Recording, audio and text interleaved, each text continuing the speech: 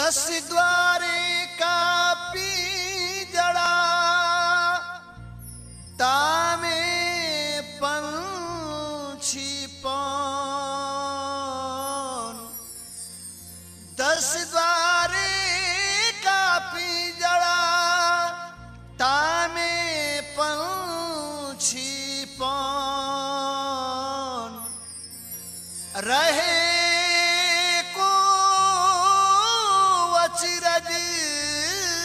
है गए चंभा कौन।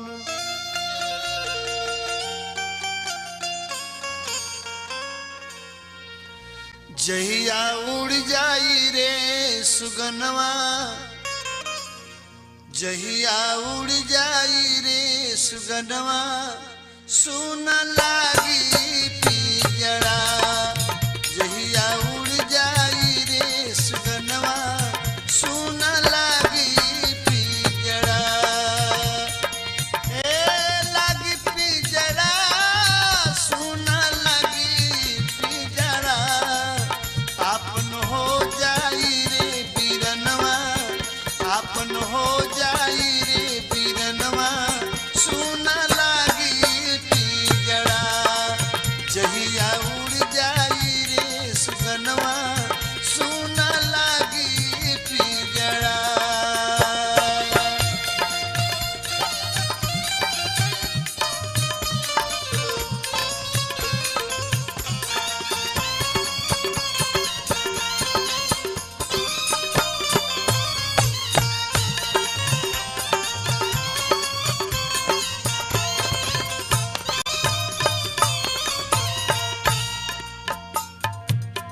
जहिया ले सुगना बा भीतर, ए पिंजड़ा के मोलबा।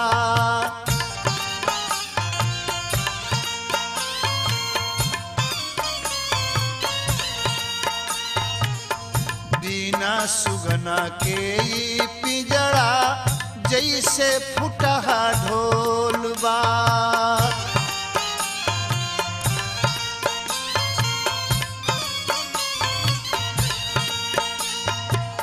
जहिया ले